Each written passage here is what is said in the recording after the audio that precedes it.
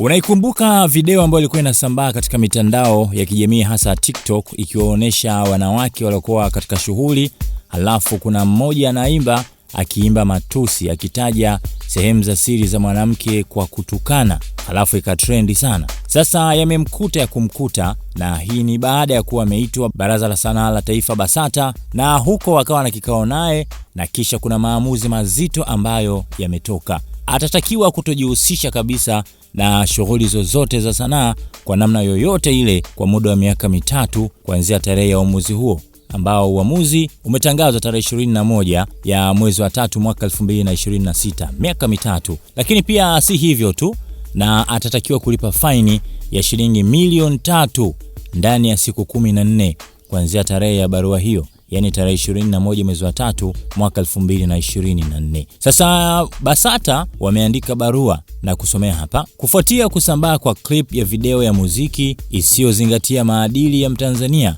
Baraza la Sanaa la Taifa BASATA limefanya tathmini ya uteuzi wa ndugu Halima Haji na limejiridhisha kuwa alitenda makosa ya kimaadili kwa makusudi. Vile imebainika kwamba amekuwa akifanya kazi za sanaa bila kusajiliwa na BASATA na kuwa na kibali hai. Hivyo BASATA imefikia uamuzi kama ifuatavyo kwa kumtaka kutojihusisha na shughuli za sanaa kwa namna yoyote ile kwa muda wa miaka 3 kuanzia tarehe ya uamuzi huu. B.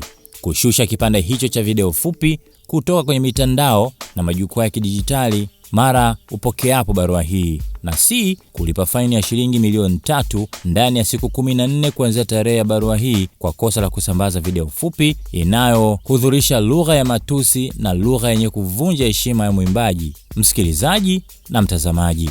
Imetolewa na Leonidas Tibanga, mkuu wa kitengo cha mawasiliano serikalini. Sasa nikamwona pia Waziri Dorothy Gwajima amekuja naye ameandika namna hiyo, naunga mkono hoja. Lazima jamani, kila mburudishaji akae kwenye utaratibu.